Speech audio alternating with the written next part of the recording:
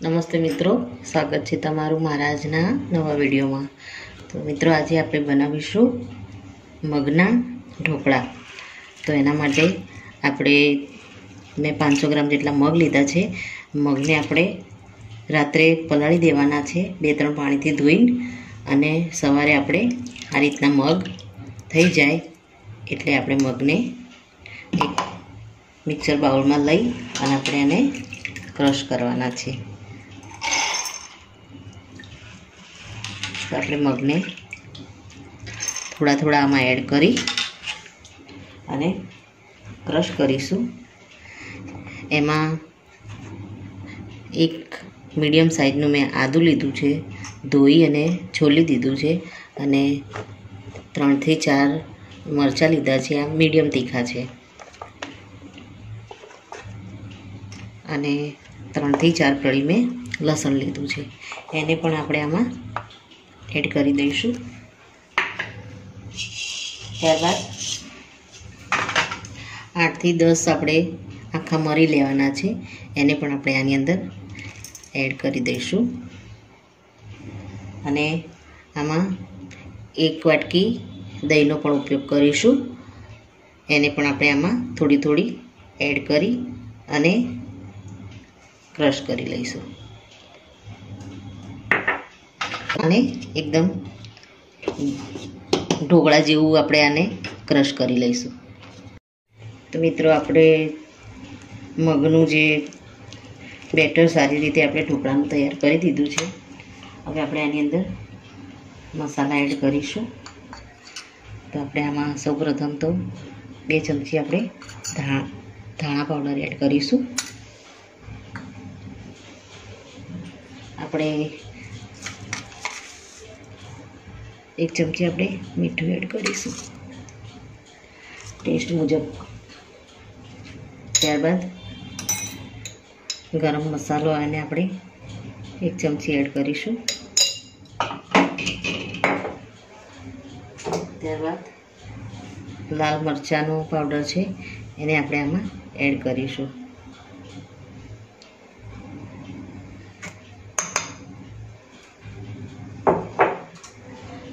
હવે આને આપણે સારી રીતે મિક્સ કરી દઈશું। આ રીતે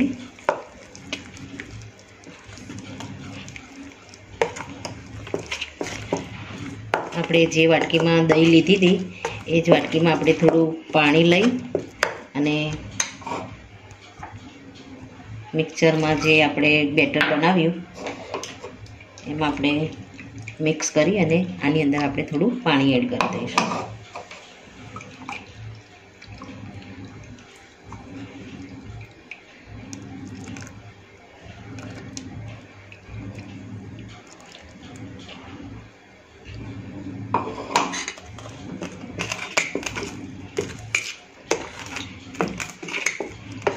મીઠું સ્વાદ મુજબ મેં આમાં એડ કર્યું છે। આપણે ટેસ્ટ કરી અને થોડું વધારે એડ કરવું હોય તો એમાં તમે એડ કરી શકો છો। તો મિત્રો આપણે આને બરાબર મિક્સ કરીએ એ પહેલાં આપણે ગેસ ઉપર આને સ્ટીમ કરવા માટે પાણી પણ મૂકી દઈશું। મિત્રો આ મસાલા સારી રીતે મિક્સ થઈ ગયા છે આમાં। હવે આપણે એમાં થોડો ઈનો નાખી દઈશું। આપણે અડધી ચમચી જેટલો, અડધાથી અડધી ચમચી આપણે ઈનો એડ કરીશું આમાં, અને આને એક્ટિવ કરવા માટે આપણે ઉપર થોડું સહેજ પાણી એડ કરી દઈશું।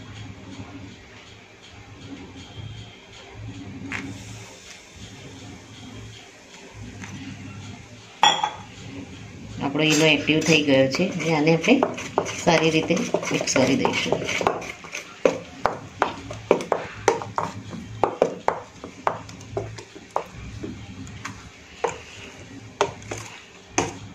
આપણે ગેસ ઉપર સ્ટીમ થવા માટે પાણી પણ મૂકી દીધું છે। પાણી આપણું સારી રીતે ગરમ થાય ત્યાં સુધી આપણું બેટર રેડી છે। હવે આપણે જેમાં આપણે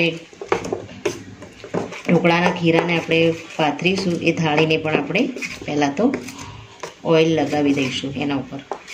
તો આપણું આ બેટર રેડી થઈ ગયું છે। આને આપણે સાઈડ કરી દઈશું અને આના પર આપણે પહેલાં તો તેલ લગાવી દઈશું.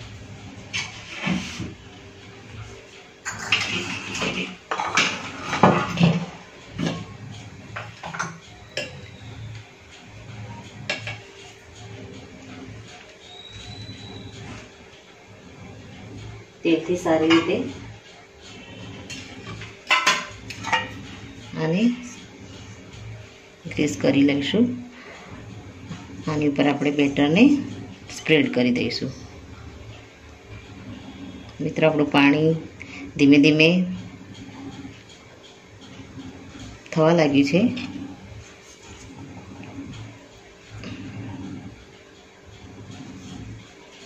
હવે આમાં આપણે બેટરને એડ કરી દઈશું.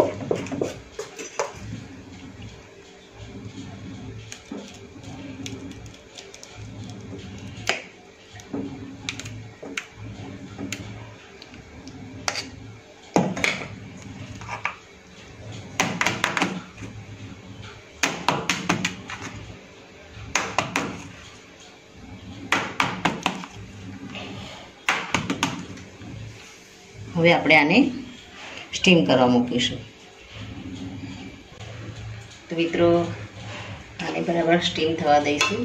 આની ઉપર આપણે બીજી એક થાળી પણ મૂકી દઈશું અને આને સારી રીતે ઢાંકી અને સ્ટીમ થવા દઈશું.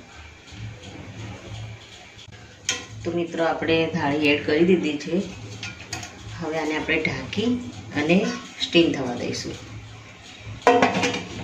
અને આપણે 10 થી 15 મિનિટ માટે આને આપણે હાઈ ફ્લેમ ઉપર સ્ટીમ થવા દઈશું. તો મિત્રો, આપણી 15 મિનિટ થઈ ગઈ છે.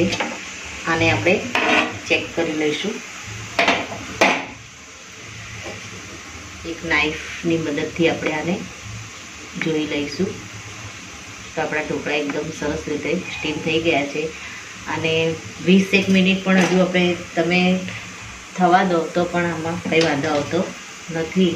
સારી રીતે થઈ જાય છે. હવે આને આપણે બહાર લઈ લઈશું અને ઠંડા થવા દઈશું. 5 મિનિટ માટે આને આપણે ઠંડા થવા દઈ પછી આનો આપણે વઘાર કરીશું. મિત્રો, આપણે આને થાળી આપણી ગરમ જ છે. આપણે આને પહેલાં પીસ કરી લઈશું. ત્યાં સુધી પ્રોપર આપણા આ ઢોકળા છે એકદમ ઠંડા થઈ જશે.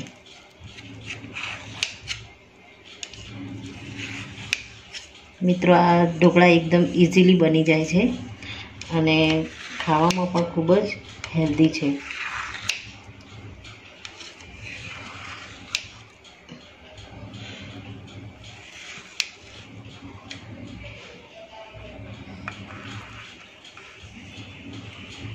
એકદમ ખૂબ જ પોચા અને સરસ ઢોકળા આપણા રેડી થયા છે.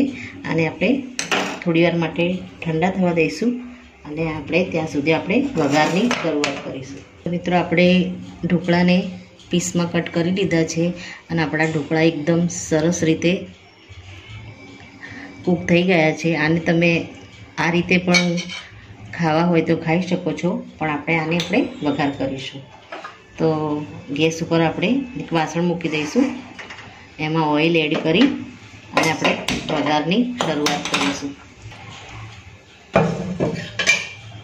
તો મિત્રો, આ ઢોકળામાં આપણે સિંગ તેલનો વઘાર કરીશું. એનાથી આ ઢોકળા એકદમ ખૂબ જ ટેસ્ટી લાગે છે.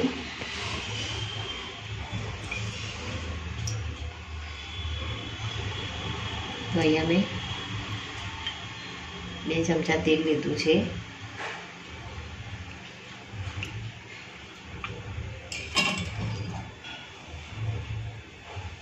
આપણું તેલ ગરમ થાય એટલે આપણે આમાં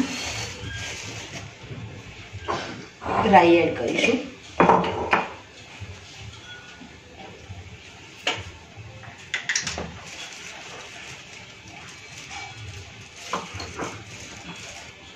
આપણું તેલ ગરમ થઈ ગયું છે.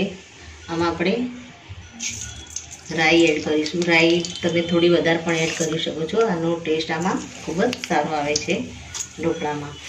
તો મેં એક મોટી ચમચી જેટલી રાઈ એડ કરી છે. આપણી રાઈ ખૂબ જ સારી રીતે તતડે ત્યારબાદ આપણે એમાં લીંબુ એડ કરીશું. તો મિત્રો તમે જોઈ શકો છો આપણી રાઈ એકદમ સરસ તતડી ગઈ છે.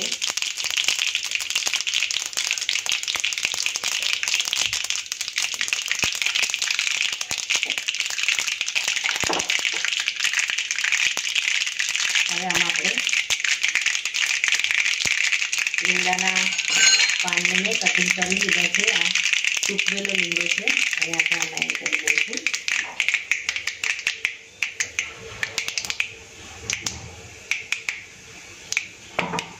મિત્રો આપણું તેલ ગરમ છે. હવે આપણે તેલને ગેસને બંધ કરી દઈશું અને એમાં તલ એડ કરીશું. તો 2 મોટા ચમચા જેટલા આપણે આમાં તલ એડ કરીશું.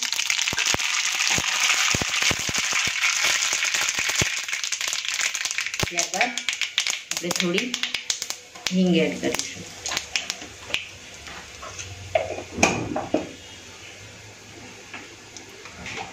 ત્યારબાદ થોડું આપણે આમાં ઉપરથી થોડું મીઠું એડ કરીશું. મીઠું જો આપણે ઢોકળામાં ઓછું લાગતું હોય તો આમાં આ રીતે થોડું ઉપરથી એડ કરી દઈશું. ત્યારબાદ આપણે આમાં થોડી હળદર એડ કરીશું.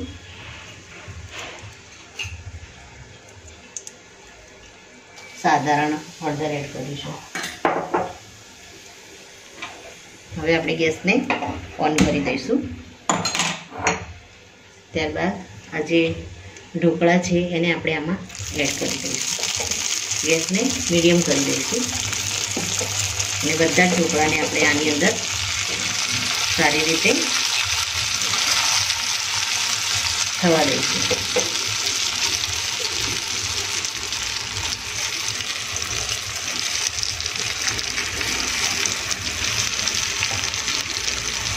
આમાં મિત્રો ઉપરથી લીંબુનો રસ તમારે એડ કરવો હોય તો એડ કરી શકો છો. અને આપણે આ રીતે મિક્સ કરી દઈશું.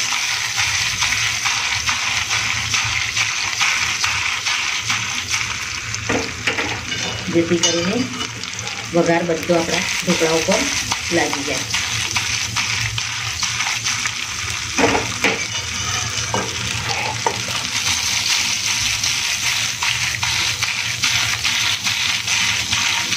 એટલે 2-3 મિનિટ આપણે આ રીતે એને વઘાર સાથે થવા દઈશું અને વચ્ચે વચ્ચે આ રીતે એને હલાવતા રહીશું.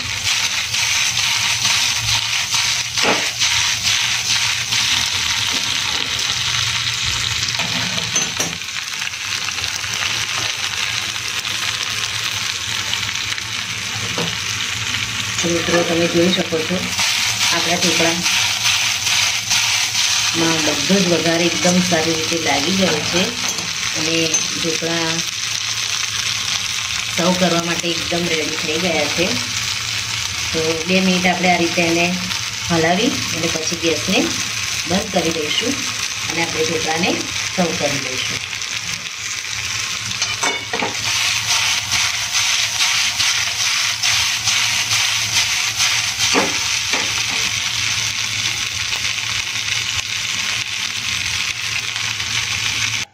તો મિત્રો રેડી છે આપણા મગના ઢોકળા. તો મિત્રો મારો આ વિડીયો અહીંયા પૂરો થાય છે. જો મારો આ વિડીયો તમને ગમ્યો હોય તો લાઈક કરજો, શેર કરજો અને તમારી ચેનલ દેશી સ્પૂનને સબસ્ક્રાઈબ જરૂરથી કરજો અને કમેન્ટમાં જરૂરથી લખજો કે મારા આ હેલ્થથી ભરપૂર મગના ઢોકળા તમને કેવા લાગ્યા. ફરી મળીશું એક નવા જ વિડીયો સાથે. ત્યાં સુધી આવજો મિત્રો. Thank you.